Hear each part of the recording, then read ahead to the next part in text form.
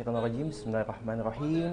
Alhamdulillahirabbil alamin wassalatu wassalamu ala asyrofil anbiya'il mursalin wa ala alihi washabihi ajmain. Amma ba'du. Qala rabbi shrah li sadri wa yassir li amri wahlul 'uqdatam min lisani yafqahu qawli. Qala ta'ala fi kitabil karim a'udzu billahi minasyaitonir rajim. Bismillahirrahmanirrahim. Wal 'asri innal insana lafi khusr illal ladzina amanu wa amilus shalihat wa tawassaw bil haqqi wa tawassaw bis sabr. Shadaqallahul adzim.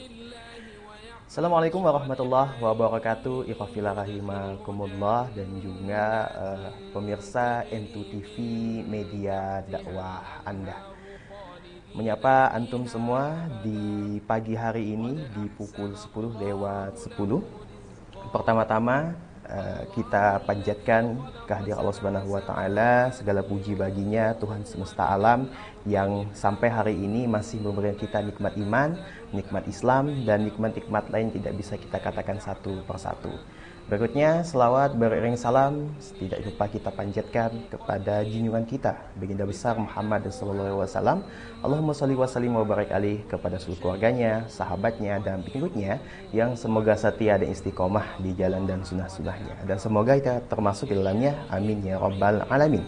Kembali menemani ruang dengar dan juga channel Anda di M2 TV media dakwah Anda, program Halal Yuk bersama Akhi Tama di sini tepat di hari Rabu. Bagaimana kabar antum semua pada pagi hari ini? Semoga sudah dalam keadaan sehat walafiat, walaupun dalam beberapa kurun waktu ini, dewasa ini, masih terjadi kabut asap di kota Pontianak dan sekitarnya. Kami selalu mendoakan agar ikhwafillah selalu dalam keadaan yang terbaik, selalu dalam lindungan Allah Subhanahu wa taala dengan ikhtiar, jangan lupa pakai masker. Ya, program Halal Yuk akan menemani orang dengar antum semua dan juga pemirsa dimanapun antum berada hingga pukul 11 siang nanti ya, dengan kajian insyaallah terkait halal, sertifikasinya dan juga hal-hal mengenainya. Suatu program yang dimana kita bekerjasama dengan LPOM MUI Kalbar, yang hari ini ada narasumber yang insyaallah akan bersama-sama kita mengulik terkait apa nih? Nah, mungkin Ikhwafillah sudah bertebak-tebak kita ya. Ada narasumber kita, salah satu anggota Dewan Fatwa MUI Kalbar, ada Ustadz Didik M. Nur Haris. Assalamualaikum Ustadz. Assalamualaikum warahmatullahi wabarakatuh. Bagaimana kabarnya Ustadz hari ini? Alhamdulillah sehat. Alhamdulillah. Nah, terkait pembahasan kita nih Ustadz, kalau halal itu pasti kita membahas terkait dasar-dasar ataupun bagaimana sih MUI bisa memberikan sertifikasi halal atau bagaimana gitu. Nah, untuk terkait hari ini spesifikasi tema kita akan membahas apa nih Ustaz? Baik, bismillahirrahmanirrahim. Assalamualaikum warahmatullahi wabarakatuh. Assalamualaikum. Alhamdulillahirabbil alamin wa bihi nasta'in wa ala umurid dunya waddin wassalatu wassalamu ala asyrafil anbiya'i wal mursalin wa ala alihi wa sahbihi wa sallim ajma'in. Amma ba'du. Alhamdulillah, pertama tentu rasa syukur kita kehadirat Allah Subhanahu wa taala karena izinnya semata di pagi hari ini kita dapat silaturahim dan juga insyaallah bersua ya, dalam majelis ilmu tentunya dalam pokok bahasan yang kerjasama dengan LPPOM MUI ya. Hari ini kita akan sedikit mengupas ya terkait dengan dasar-dasar syariat ya, tentang kehalalan produk maupun juga dampaknya dalam kehidupan kita. Jadi mudah-mudahan ini juga akan memberikan share ya ilmu bagi kita, pengetahuan, karena sudah tentu masalah-masalah soal makan dan minuman ini menjadi concern ya, betul. Kita semua ya, karena banyak hal yang nantinya mudah-mudahan juga ada interaktif ya dari para pemirsa seluruhnya ya, dalam kehidupan kita sehari-hari. Insyaallah ini secara umumnya tema yang akan kita bahas. Baik. Nah, itu Ikhwafillah ya terkait dasar syar'i ya kehalalan suatu produk ya. Walaupun memang MUI sendiri sebagai lembaga penjamin gitu ya kan sudah memberikan stempnya atau stempelnya dalam beberapa produk gitu ya kan, tapi kita sebagai umat Islam juga harus tahu nih bagaimana cara menetapkannya gitu kan. Misalnya kita bepergian ke luar kota ataupun luar negeri yang khususnya di luar Indonesia gitu kan, tak mungkin ada MUI Indonesia di situ gitu ya kan, pasti kita harus tengok dari komposisinya. Nah, ini bagaimana menetapkannya, insyaallah kita akan ulik dan bahas di kesempatan hari ini. Kalau Ikhwafillah ada pertanyaan terkait bagaimana penetapannya, dasar-dasar syar'i atau tema-tema yang kita bahas hari ini, silahkan untuk bisa beratensi di telepon 0561 812 0403 ataupun juga bisa di via chat, tinggal ikhwafillah tulis 0811 570 5758. Kami tunggu atensi Anda dan media dakwah Anda akan segera kembali.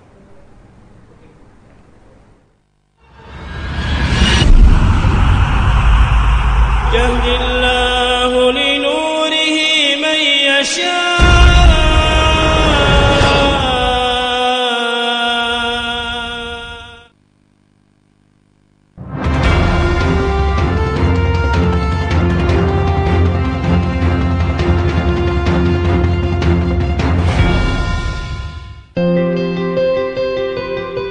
Saat ini, tren konsumsi produk halal terus meningkat.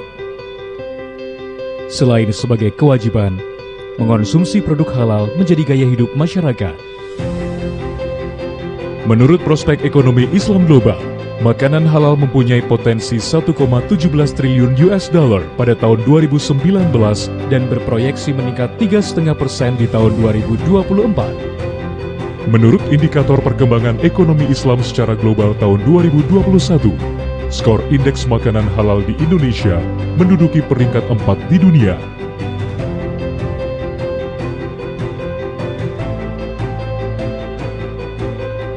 Karena produk yang halal pasti aman untuk dikonsumsi.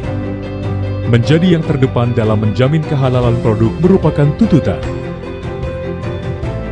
LPPOM MUI hadir menjawab tuntutan tersebut untuk menjadi lembaga pemeriksa halal yang profesional dan terpercaya dalam menyediakan produk halal untuk memberikan ketentraman bagi umat. Sejak berdiri pada tahun 1989, LPPOM MUI telah hadir menjadi yang terdepan dalam solusi jaminan halal melalui layanan prima, solusi yang berpusat pada pelanggan, dan teknologi inovatif.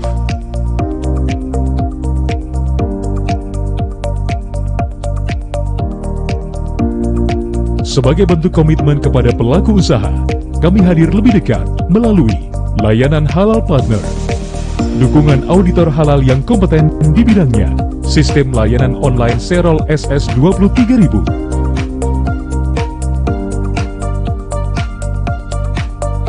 dan laboratorium yang didukung peralatan yang terkalibrasi dan fasilitas pendukung.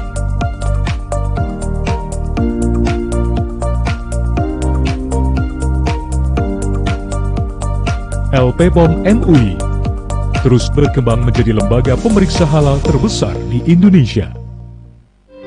Kami hadir di 34 kantor perwakilan yang tersebar di seluruh provinsi di Indonesia.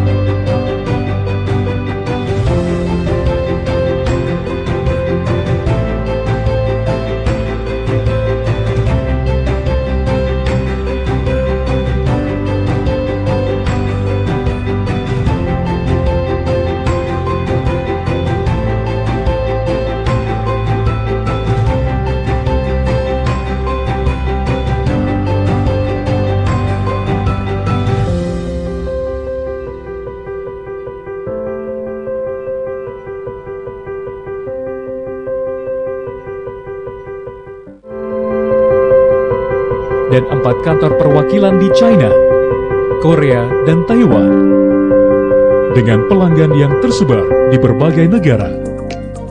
LPPOM MUI merupakan lembaga pemeriksa halal pertama yang telah diakui oleh BPJPH dan terakreditasi KAN dan diakui ESMA.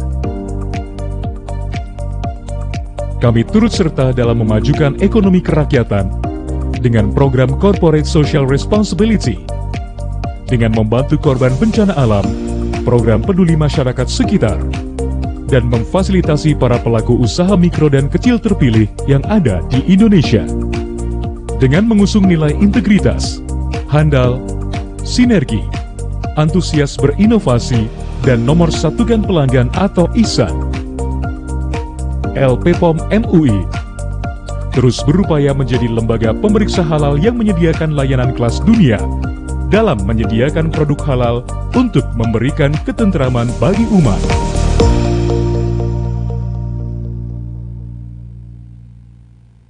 Inna hadainahu as-sabila imma syakiran wa imma kafura.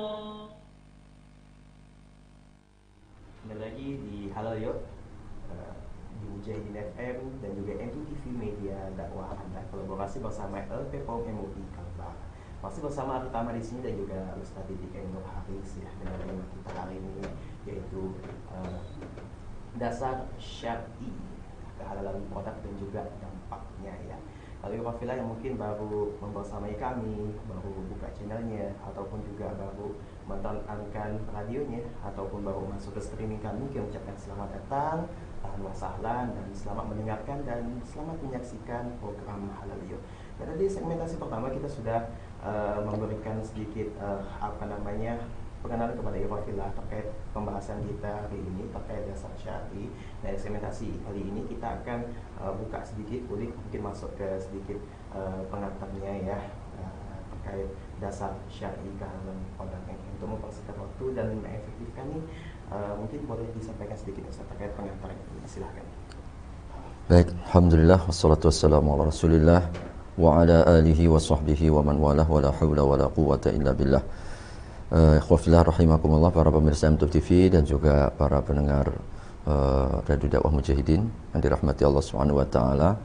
Berbicara masalah dasar syar'i, maknanya kita membicarakan tentang dasar-dasar di mana kita menetapkan satu hukum. Dan wilayah penetapan hukum ini seluruhnya adalah kewenangan Allah Subhanahu wa taala. Allah Subhanahu wa taala yang memiliki hak untuk menetapkan apakah ini adalah halal atau ini haram. Ini seluruhnya dalam keputusan Allah Subhanahu wa taala. Sehingga dalam banyak ayat ya kita diingatkan, inil hukmu illa lillah. Sesungguhnya penetapan hukum itu milik Allah Subhanahu wa taala. Sehingga penghalalan dan juga pengharaman ini ketika dikembalikan kepada manusia, di mana manusia ini cenderung banyak dipengaruhi oleh banyak kepentingan dan juga banyak nafsu dan juga keinginan. Maka kalau dikembalikan kepada diri manusia, maka tentu akan beragam ya, persepsi akan beragam juga menurut lingkungan dan juga situasi dan kondisi. Karenanya Allah Subhanahu wa taala telah menetapkan bahwa halal dan haram itu milik Allah Subhanahu wa ta'ala. Orang-orang Yahudi ketika di kota Madinah ya, Allah Subhanahu wa ta'ala tegur mereka dan ditegaskan mereka telah mempertuhankan rahib-rahib mereka, dan diingkari oleh rahib-rahib orang Yahudi ketika turun satu buah ayat Allah Subhanahu wa ta'ala, ittakhadhu ahbarahum wa ruhbanahum arbabam min dunillah. Mereka itu telah menjadikan rahib dan pendeta-pendeta mereka sebagai Tuhan-Tuhan selain Allah. Maka para pendeta pun mereka dan juga rahibnya menyelah Nabi SAW. Bagaimana mungkin Tuhanmu mengatakan kami telah menjadikan rahib-rahib kami, pendeta-pendeta kami sebagai Tuhan-Tuhan selain daripada Allah Subhanahu wa ta'ala. Nabi kemudian menjelaskan, bukankah kalian menghalalkan yang dihalalkan oleh mereka padahal Allah haramkan, atau kalian mengharamkan sesuatu yang diharamkan oleh mereka padahal Allah Subhanahu wa ta'ala halalkan. Maka ini yang harus kita sepakati terlebih dahulu, bahwa kehalalan dan juga keharaman ini milik Allah Subhanahu wa ta'ala. Sehingga kita perlu kembalikan ya, bagaimana Allah Subhanahu wa ta'ala menetapkan dan Rasulullah SAW kemudian juga memutuskan baik kita. Pada saat dimana terkait dengan masalah-masalah muamalah, termasuk di dalamnya soal makanan, soal minuman, itu asal hukumnya adalah boleh. Jadi telah disepakati para ulama dalam masalah makanan dan juga minuman, asal hukumnya adalah halal. Dan ini satu keleluasan bagi kita. Ada keluasan, fleksibilitas di situ. Namun demikian, kehalalan itu dan kebolehannya itu bisa berubah ketika ada dalil yang menetapkan keharaman. Oleh karenanya, apa yang dihalalkan oleh Allah Subhanahu wa taala yang tidak ada ketentuan keharaman, maka itu status hukum asal, boleh. Tetapi yang telah ditetapkan oleh Allah Subhanahu wa taala, dan itu sangat-sangat terbatas. Dan ini juga kemudahan dan kemurahan Allah ya kepada kita, di mana yang diharamkan itu jumlahnya sangat-sangat sedikit dibandingkan dengan yang dihalalkan. Dan yang diharamkan pun di dalamnya ada unsur bahaya. Betul. Jadi, ada unsur bahaya, dan itu seluruhnya kita sepakat bahwa kita menghindarkan dari bahaya, baik untuk kita di dunia sampai juga kita di akhirat. Ditambah lagi bahwa Allah Subhanahu wa taala tidaklah mengharamkan sesuatu kecuali memberikan alternatif, pilihan yang lain yang lebih baik dan halal thayyibah. Maka dasar umumnya, secara umumnya Allah Subhanahu wa taala telah memberikan kepada kita satu kriteria ya. Jadi kriteria secara hukum sebagaimana Allah cantumkan dalam surat Al-Baqarah ya 168 itu, ya ayyuhan nasu kulu mimma fil ardi halalan thayyiba. Ini menjadi sebuah kaidah umumnya. Makanlah oleh kalian pertama yang halal. Para ulama di tafsir mereka mengatakan halal yang dimaksud adalah cara mendapatkannya. Jadi cara kita untuk mengusahakannya itu harus dengan cara yang halal. Thayyiba ini dari sisi zatnya. Zatnya betul-betul memiliki sifat thayyib, baik. Lawannya thayyib itu khaba'ith. Maka di ayat yang lain di surat Al-A'raf ya 157, Allah Subhanahu wa taala menegaskan wa yuhillu lahumul thayyibat wa yuharrimu alaihimul khaba'ith. Allah Subhanahu wa taala sejajarkan yang dihalalkan itu pasti yang baik-baik. Baik untuk diri kita, badan kita, maupun juga baik untuk agama kita. Jadi itu harus kita yakini. Dan kemudian wa yuharrim, sebaliknya Allah haramkan yang khaba'ith. Semua yang buruk, semua yang di dalamnya ada unsur najis, ada bahaya, itu seluruhnya masuk dalam lingkup yaitu khaba'ith. Dan ini salah satu di antara ungkapan kalimat Al-Quran yang sifatnya global. Sehingga semua yang di dalamnya ada unsur al-khubuth itu di situ buruk secara tabiat manusia. Ada unsur membahayakan, itu pasti juga diharamkan. La dharara wa la dirar. Tidak ada bahaya, dan tidak boleh juga kita ini menghilangkan bahaya dengan bahaya yang sama. Dan juga tentu di dalamnya juga ada unsur najis. Maka Allah sebut misalkan khamr di surat Al-Maidah ya ayat 91 sebagai najis. Innamal khamru wal maisiru wal ansabu wal azlamu rijsun. Makna rijs di situ adalah najis. Meskipun para ulama memang berbeda pendapat apakah yang dimaksud itu najis secara zahir, masuk juga dalam kelompok kandungan makna ayat ini, tapi juga ada yang menyampaikan bahwa rijsun di situ artinya najis yang sifatnya maknawi. Tetapi Allah Subhanahu wa taala meletakkan secara khusus di dalam satu ayat ini khamr ini diharamkan, kemudian ilatnya juga. Kenapa? Karena di situ ada unsur najisnya, ditambah lagi juga ada unsur bahayanya. Maka ini prinsip-prinsip dasar yang diletakkan oleh Al-Quran. Maka secara umumnya Allah Subhanahu wa taala sebagian merincikan, sebagaimana dalam surah Al-Maidah 3 itu lebih rinci, yang diharamkan oleh Allah yang berupa bangkai, berupa darah, lalu kemudian binatang yang tidak disembelih secara syariat, yang tercekik, yang terjatuh, yang tertanduk, yang kemudian dimakan binatang buas, kecuali kalau kita bisa sembelih. Nah ini rincian-rincian yang sesungguhnya di luar itu semua, maka kembali kepada hukum asalnya. Mubah itu boleh ya.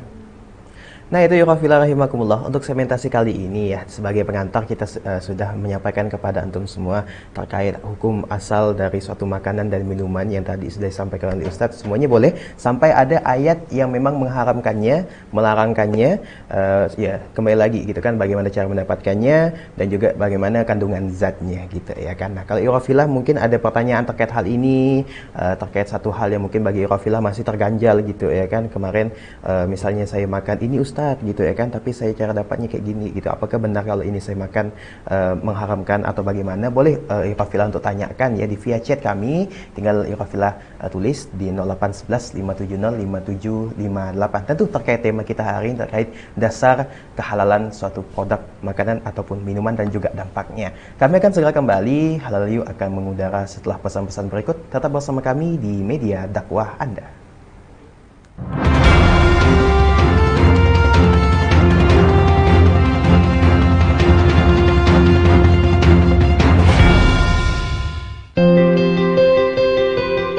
Saat ini, tren konsumsi produk halal terus meningkat. Selain sebagai kewajiban, mengonsumsi produk halal menjadi gaya hidup masyarakat. Menurut prospek ekonomi Islam global, makanan halal mempunyai potensi 1,17 triliun US dollar pada tahun 2019 dan berproyeksi meningkat 3,5% di tahun 2024. Menurut indikator perkembangan ekonomi Islam secara global tahun 2021, skor indeks makanan halal di Indonesia menduduki peringkat 4 di dunia.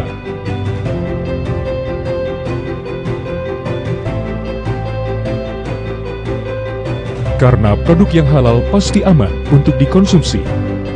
Menjadi yang terdepan dalam menjamin kehalalan produk merupakan tuntutan. LPPOM MUI hadir menjawab tuntutan tersebut untuk menjadi lembaga pemeriksa halal yang profesional dan terpercaya dalam menyediakan produk halal untuk memberikan ketentraman bagi umat. Sejak berdiri pada tahun 1989, LPPOM MUI telah hadir menjadi yang terdepan dalam solusi jaminan halal melalui layanan prima, solusi yang berpusat pada pelanggan, dan teknologi inovatif.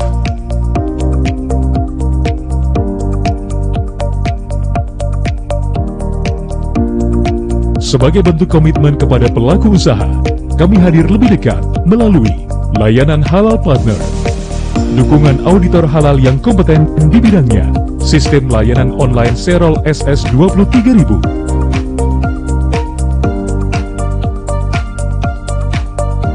dan laboratorium yang didukung peralatan yang terkalibrasi dan fasilitas pendukung.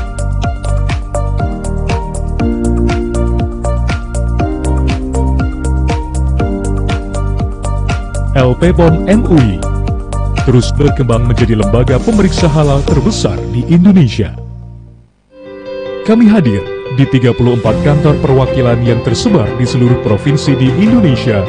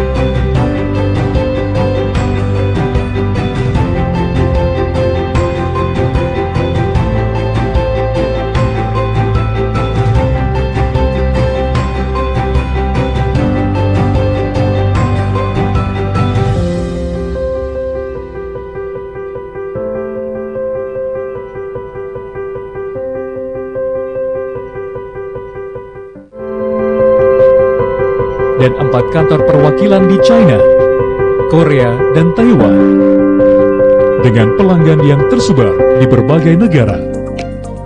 LPPOM MUI merupakan lembaga pemeriksa halal pertama yang telah diakui oleh BPJPH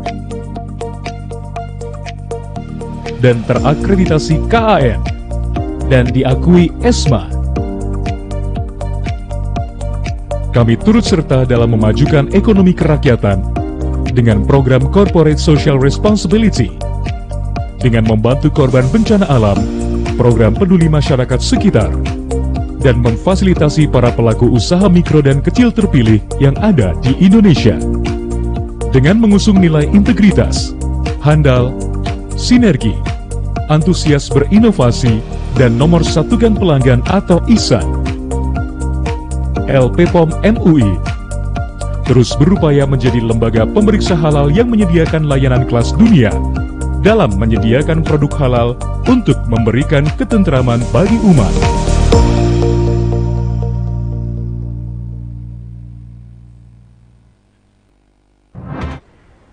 Alhamdulillahirrahmanirrahim. Jazakumullah khairan katsiran fillah. Masih setia bersama kami di program Halal Yuk di Entu TV Pontianak bekerjasama dengan LP POM MUI Kalbar.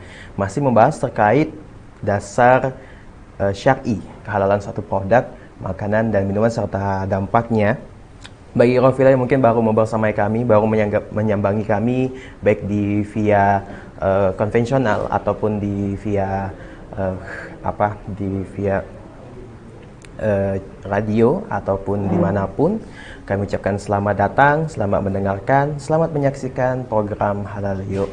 Dan bagi Rafilah yang mungkin mau beratensi atau memberikan pertanyaannya terkait dasar-dasar hukum halal, ya silahkan untuk bisa diatensikan di telepon 0851 0811 570 5758 di via WA. Tinggal antum ketik untuk pertanyaannya. Dan mungkin kita akan kembali melanjutkan penyampaian kita dan juga kajian kita terkait dasar hukum kehalalan suatu produk makanan dan minuman serta dampaknya. Fadhil Ustaz. Barakallahu fikum. Tadi sudah kita sampaikan ya bahwa kehalalan dan keharaman satu produk ini terkait dengan keputusan dan juga ketentuan syariat ya Allah Subhanahu wa taala al-musyarri' yang telah menetapkan, sehingga MUI sendiri LP POM dalam hal ini ketika menetapkan sesuatu tidak dapat keluar dari dasar-dasar ini, bahwasanya Allah Subhanahu wa taala yang kemudian telah merincikan, dan bahwa hukum asal memang adalah halal dan juga boleh. Ini untuk menunjukkan bahwasanya keluasaan, kemudahan yang Allah karuniakan kepada hambanya kecuali yang telah ditetapkan halal atau diharamkannya. Tadi sebagaimana rincian di surat Al-Maidah yang ketiga. Dan secara umum, secara global, bahwa ilat ya kalau boleh kita katakan di antara hikmah atau kandungan mengapa diharamkannya itu bermuara pada 3 prinsip utama tadi. Yang pertama, di dalamnya ada unsur memabukkan. Itu jelas sebagaimana surat Al-Maidah ayat 91. Jadi ini kaidah umumnya, ketika ada unsur memabukkan, ada unsur khamr besar atau banyak atau sedikit, maka hukumnya sama, kata Nabi sallallahu alaihi wasallam. Kullu muskirin haramun qaliluhu wa kathiruhu haramnya. Yang kedua ada unsur mudarat tadi. La darara wa la dirar. Jadi kalau sesuatu itu diharamkan oleh Allah Subhanahu wa taala, pasti di sana terkandung unsur bahaya. Apakah kita mengetahui saat ini atau mungkin kita belum dibukakan oleh Allah Subhanahu wa taala? Maka tentu orang yang beriman ini menjadi ujian bagi keimanannya, dan kita yakin bahwasanya ketika diharamkan sesuatu pasti ada unsur bahayanya. Dan tentu yang ketiga ada unsur khaba'ith tadi, najis, ada unsur keburukan secara yang akan membawa keburukan kepada diri kita maupun juga dalam agama kita. Maka ini secara umumnya muara dan juga sumber ilat yang bisa kita ambil ya, kenapa diharamkan oleh Allah Subhanahu wa taala, tidak akan keluar dari 3 pokok masalah ini. Dan tentu ketika sesuatu itu diharamkan, pasti kita yakin ya ada nilai manfaatnya, ada sesuatu kebaikan yang hendak Allah Subhanahu wa taala berikan kepada kita. Banyak ayat yang mengisyaratkannya tentang masalah ini, bahwa pola makan kita, cara makan kita ini akan menentukan kualitas amal kita. Dan ini yang mesti menjadi perhatian, dan mengapa masalah soal makan-memakan ini wilayah yang sangat-sangat penting ya. Karena ternyata terkait sekali dengan ibadah kita. Allah Subhanahu wa taala misalkan di surat Al-Baqarah ya, mengingatkan kulu min thayyibati ma razaqnakum washkuru lillahi in kuntum iyyahu ta'budun. Makanlah oleh kalian yang baik-baik. Allah kemudian lanjutkan dengan bentuk syukur, washkuru, dan juga bentuk ibadah. Bahwa salah satu kita mensyukuri nikmat Allah itu memilih dan memilah cara makan kita. Maka orang yang senantiasa yang mereka selalu memilih yang halal-halal, itu tanda syukurnya seorang hamba. Yang kedua, Allah kaitkan dalam ayat itu in kuntum iyyahu ta'budun, ternyata mempengaruhi ibadah kita. Bahwasanya kualitas makanan kita ini mempengaruhi ibadah kita. Sehingga di surat Al-Mu'minun, surat yang menjadi pokok dan juga ciri-ciri orang yang beriman. Nanti kalau dilihat surat Al-Mu'minun 51, Allah Subhanahu wa taala pertama kali menyeru kepada para rasul, ya ayyuhar rusul, karena mereka adalah penghulu, mereka adalah pemimpin, mereka yang harus memberikan contoh kepada kita. Dan mengapa Allah Subhanahu wa taala istimewakan mereka menjadi nabi? Ternyata salah satu mereka mentaati dalam prinsip soal makanan. Ya ayyuhar rusul kulu minat thayyibat. Jadi perintah pertama, dan mengapa mereka diistimewakan oleh Allah? Karena cara makan para utusan dan kekasih Allah itu memilih yang baik-baik. Kenapa demikian? Wa'malu shaliha. Dilanjutkan, kulu minat thayyibat wa'malu shaliha. Makanlah kalian yang baik-baik dan beramallah soleh. Bahwa makanan ini insya Allah akan memperbaiki amal-amal kita. Maka kalau kita ini beramal, tapi sumbernya, supportnya, konsumsinya ini dari barang-barang yang haram, maka Allah Subhanahu wa taala tolak ya. Sebagaimana dalam riwayat hadis arba'in ya, kita diceritakan oleh Nabi sallallahu alaihi wasallam, ada seseorang yang dalam perjalanan jauh, mukanya pucat pasai, rambutnya tidak beraturan, berdebu, lalu mengenadahkan kedua tangannya tinggi-tinggi kepada Allah sambil mengatakan berdoa, ya Rabb, ya Rabb, ya Rabb, menunjukkan bahwa dia amat sangat membutuhkan. Maka Allah Subhanahu wa taala menjawab mereka, bagaimana mungkin akan aku kabulkan doanya, aku kabulkan ibadahnya. Kenapa? Karena wa ma'kaluhu haram, mat'amuhu haram, wa mashrabuhu haram, wa malbasuhu haram, wa ghudhiya bil haram. Makanannya haram, minumannya haram, pakaiannya haram, dan dia mengkonsumsi dari barang yang haram. Fa anna yustajabu lahu. Jadi Nabi SAW mengancam, dan ini yang kita harus hati-hati. Kadang-kadang kenapa kita berdoa kok tidak kunjung dikabulkan? Jangan-jangan yang perlu kita evaluasi pola makan kita.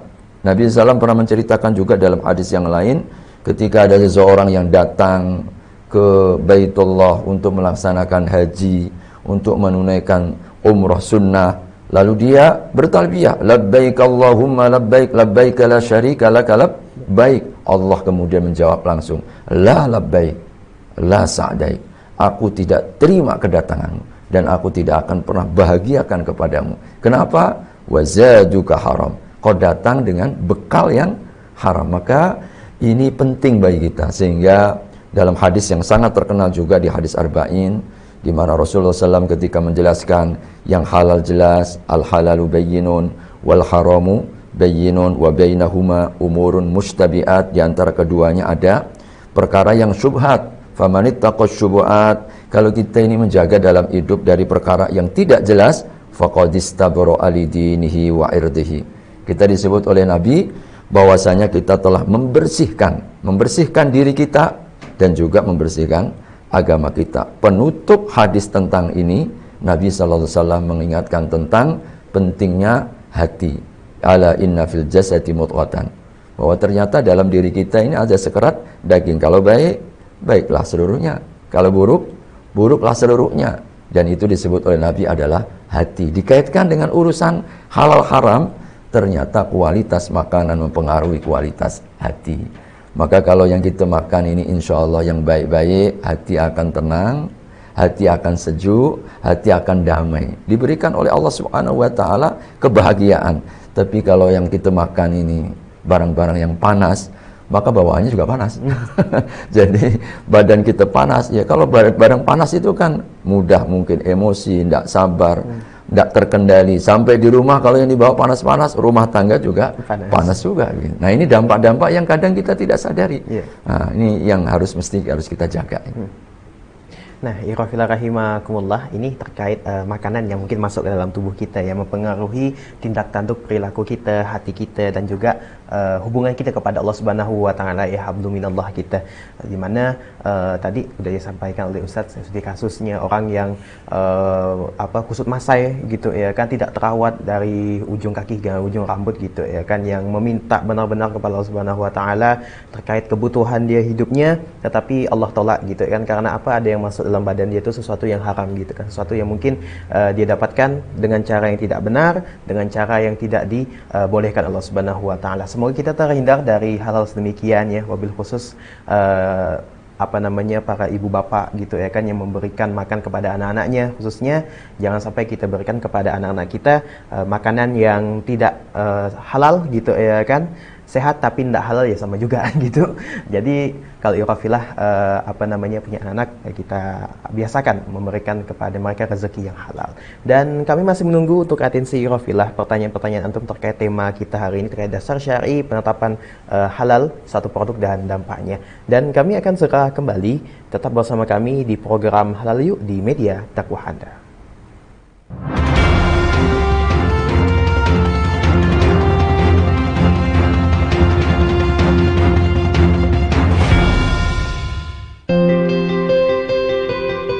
Saat ini, tren konsumsi produk halal terus meningkat.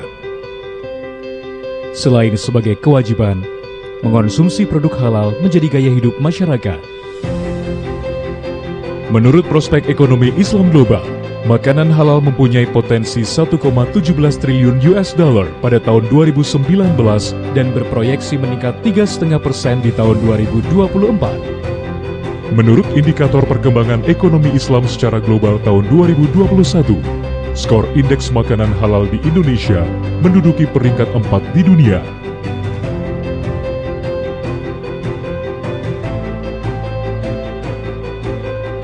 Karena produk yang halal pasti aman untuk dikonsumsi. Menjadi yang terdepan dalam menjamin kehalalan produk merupakan tuntutan. LPPOM MUI hadir menjawab tuntutan tersebut untuk menjadi lembaga pemeriksa halal yang profesional dan terpercaya dalam menyediakan produk halal untuk memberikan ketentraman bagi umat. Sejak berdiri pada tahun 1989, LPPOM MUI telah hadir menjadi yang terdepan dalam solusi jaminan halal melalui layanan prima, solusi yang berpusat pada pelanggan, dan teknologi inovatif.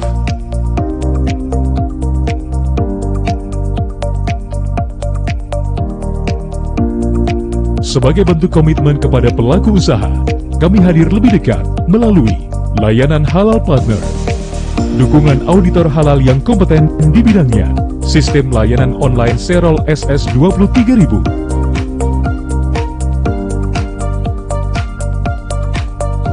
dan laboratorium yang didukung peralatan yang terkalibrasi dan fasilitas pendukung.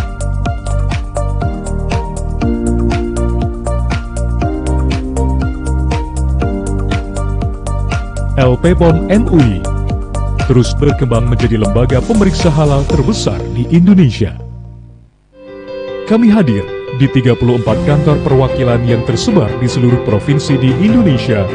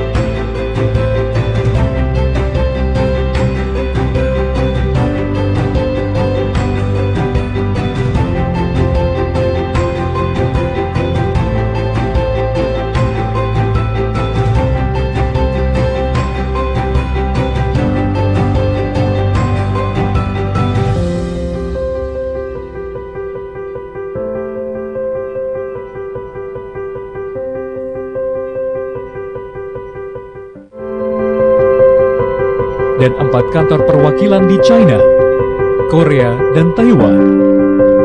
Dengan pelanggan yang tersebar di berbagai negara, LPPOM MUI merupakan lembaga pemeriksa halal pertama yang telah diakui oleh BPJPH dan terakreditasi KAN dan diakui ESMA. Kami turut serta dalam memajukan ekonomi kerakyatan dengan program Corporate Social Responsibility, dengan membantu korban bencana alam, program peduli masyarakat sekitar, dan memfasilitasi para pelaku usaha mikro dan kecil terpilih yang ada di Indonesia. Dengan mengusung nilai integritas, handal, sinergi, antusias berinovasi, dan nomor satukan pelanggan atau ISAN, LPPOM MUI terus berupaya menjadi lembaga pemeriksa halal yang menyediakan layanan kelas dunia dalam menyediakan produk halal untuk memberikan ketentraman bagi umat. ربنا هب لنا من أزواجنا وذرياتنا قرة أعين واجعلنا للمتقين إماما. Baik Rofilah, tidak terasa kita sudah hampir memasuki penghujung acara ya. Namun sebelum kita tutup kebersamaan kita kali ini, mungkin kita bisa sedikit diskusi sedikit terkait mungkin satu hal yang mungkin sering beredar di sekitaran kita gitu ya kan, dan mungkin kita masih bertanya-tanya gitu ya kan, apakah hal ini boleh untuk kita konsumsi, tentu dalam segi kehalalan produknya gitu ya kan. Biasanya ini sering terjadi di obat gitu ya kan, yang mungkin punya kandungan-kandungan yang kita tidak tahu apakah ini halal atau haram gitu kan. Mungkin kita sudah tahu kandungannya ataupun punya kabar-kabar terkait keharamannya gitu kan, tapi kita punya teringat satu buah kondisi yang memang ini suatu kondisi yang darurat. Nah, ini mungkin kita masih berpikir apakah kita harus mengonsumsinya demi kesehatan kita, ataukah kita harus tetap memegang teguh apa yang sudah ditetapkan oleh Allah Subhanahu wa taala. Ini mungkin boleh dikasih sedikit arahan nih Ustaz terkait hal-hal seperti ini. Ya. Baik, jazakumullah khair ya. Allah Subhanahu wa taala yang menetapkan kehalalan maupun juga keharaman sesuatu, dan Allah ketika menurunkan satu penyakit, Rasulullah SAW tegaskan Allah pun juga yang akan menurunkan obatnya. Jadi setiap penyakit itu pasti ada obatnya, cuma ini perlu satu usaha, perlu satu proses ya, perlu kita penelitian bagaimana kemudian ada usaha manusia untuk menemukan itu. Tapi satu batasan yang telah Allah Subhanahu wa taala tetapkan itu bahwa Allah tidak akan pernah menetapkan obat itu dari perkara yang diharamkan. Ini harus menjadi prinsip ya setiap muslim, bahwasanya Allah tidak menjadikan obat dari penyakit itu dari sesuatu yang haram. Sehingga ketika dalam satu kandungan itu terdapat unsur-unsur yang secara syariat tadi, apakah ada unsur khomernya, alkohol misalkan, atau ada unsur buruknya khubats, atau ada unsur bahayanya, maka secara otomatis di dalamnya terkandung perkara-perkara yang menjadi sebab ilatnya ini diharamkannya satu bentuk makanan maupun juga obatnya. Karena di masyarakat kita kadang-kadang dalam kondisi seperti ini mereka tidak lagi mempertimbangkan masalah ini. Artinya langsung secara mentah-mentah ya, dia menerima begitu saja tanpa ada sebuah ikhtiar. Mestinya kita harus lakukan usaha dahulu. Jadi ikhtiar semaksimal mungkin. Kalau memang tidak ada alternatif lain dan memang satu-satunya itu dan dikhawatirkan akan mengancam kepada nyawa, maka dalam kondisi seperti ini baru berlaku hukum kedaruratan. Jadi darurat itu kalau memang ancamannya adalah nyawanya, jiwanya. Karena dalam kondisi seperti ini, maqasidus syariah ya, objektivitas daripada syariat itu tingkatan pertama setelah agama adalah nyawa. Jadi menjaga nyawa. Dalam kondisi menjaga nyawa, kadang-kadang yang haram pun dibolehkan. Jadi kalau tidak ada alternatif yang lain, sehingga perlu kita sebagai seorang muslim berpegang kepada prinsip bahwa kalau ada unsur yang memang tidak dibenarkan, ada kode-kode tertentu, nah ini yang perlu kita hati-hati. Kadang ada kode-kode kimia, ini unsur babi, ini ada unsur alkohol, atau ada unsur-unsur yang mencurigakan, maka tidak secara langsung kita menerima. Kita mencari alternatif. Seorang dokter, mestinya seorang dokter muslim juga harus berhati-hati. Jadi kadang-kadang dia memberikan resep tanpa selektif terlebih dahulu, karena ini urusannya adalah urusan agama mereka. Kalau kita pasien kadang-kadang memang insya Allah masih ada relatif ada keringanan karena ketidaktahuan kita. Tetapi kalau bagi orang yang mengetahui, maka pastinya harus berikan resep yang aman. Kita pun juga sebagai konsumen juga perlu berhati-hati melihat apakah ada unsur-unsur yang mencurigakan. Jadi ketika tidak ada alternatif, boleh dalam kondisi darurat, dan kedaruratan itu ancamannya adalah nyawa. Tapi kalau kita masih bisa bertahan, tidak. Maka para ulama itu kan katakan, misalkan di situ hanya ada barang yang haram, dia kelaparan, di situ hanya ada bangkai misalkan. Para ulama membolehkan kalau taruhannya nyawa akan hilang kalau tidak makan pada hari itu. Tetapi kalau kita ini masih mampu untuk bertahan, maka kedaruratan itu masih belum datang. Jadi kita masih dalam proses bahwasanya kita harus ikhtiar sampai kalau tidak melakukan itu kita mati.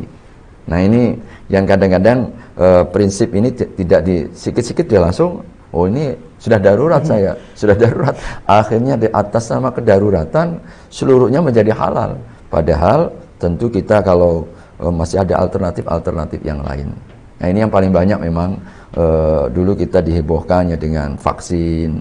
Ada dulu vaksin juga, vaksin termasuk juga vaksin corona kemarin, vaksin meningitis dulu diperdebatkan ya. Tentu ini wilayahnya LPPOM lah di sini. Ketika menetapkan halal dan haram itu mempertimbangkan itu.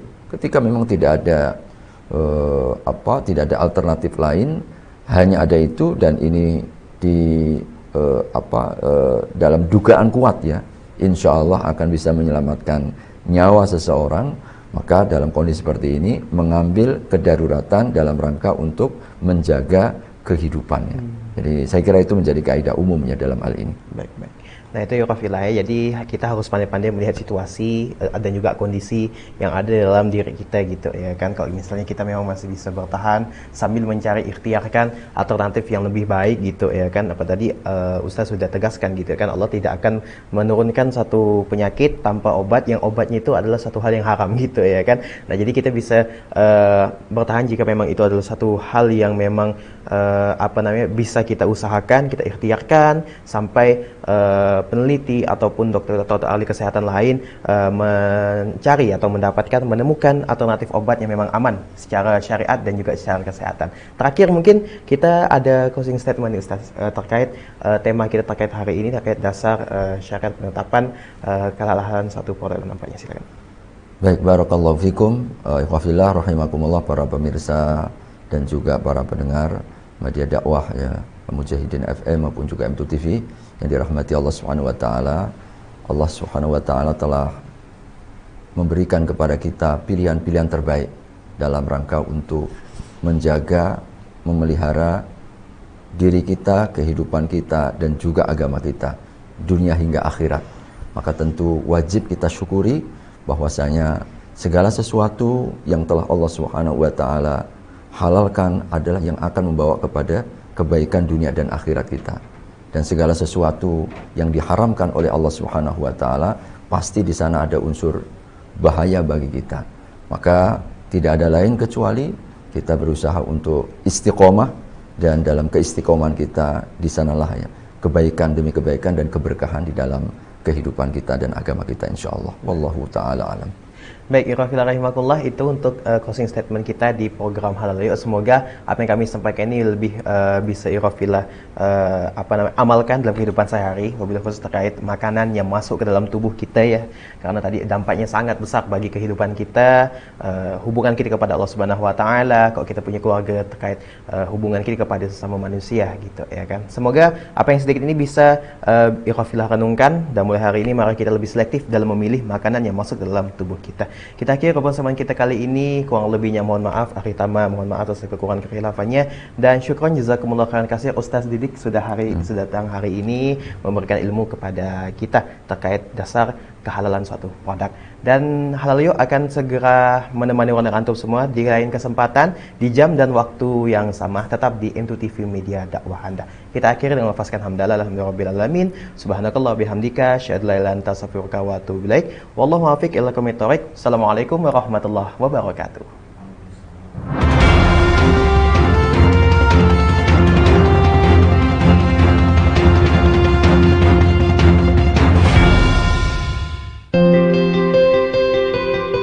Saat ini, tren konsumsi produk halal terus meningkat.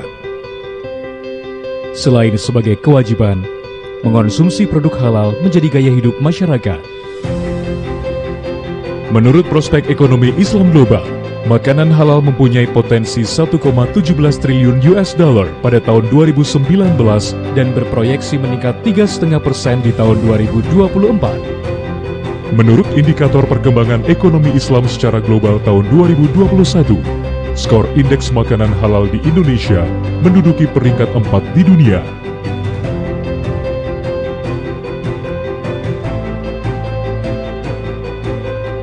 Karena produk yang halal pasti aman untuk dikonsumsi. Menjadi yang terdepan dalam menjamin kehalalan produk merupakan tuntutan. LP POM MUI hadir menjawab tuntutan tersebut untuk menjadi lembaga pemeriksa halal yang profesional dan terpercaya dalam menyediakan produk halal untuk memberikan ketentraman bagi umat. Sejak berdiri pada tahun 1989, LP POM MUI telah hadir menjadi yang terdepan dalam solusi jaminan halal melalui layanan prima, solusi yang berpusat pada pelanggan, dan teknologi inovatif.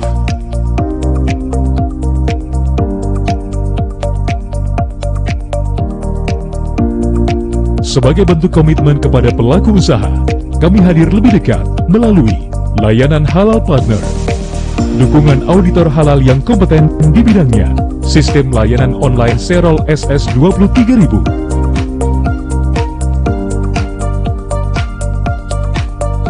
dan laboratorium yang didukung peralatan yang terkalibrasi dan fasilitas pendukung.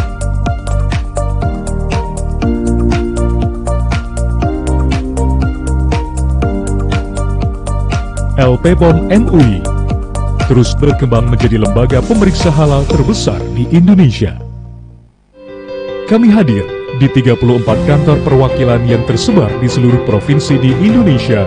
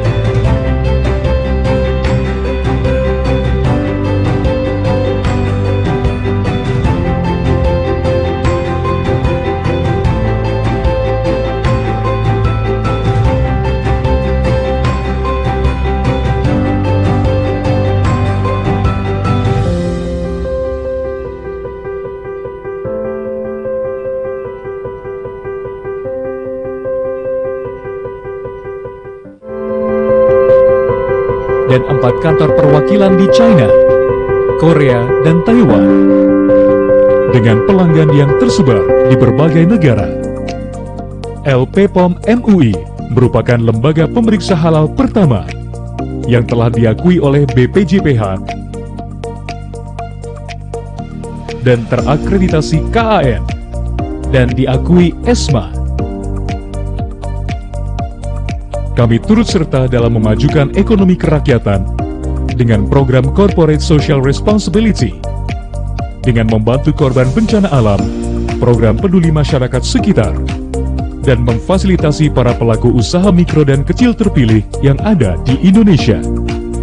Dengan mengusung nilai integritas, handal, sinergi, antusias berinovasi, dan nomor satukan pelanggan atau ISAN, LP POM MUI terus berupaya menjadi lembaga pemeriksa halal yang menyediakan layanan kelas dunia dalam menyediakan produk halal untuk memberikan ketentraman bagi umat.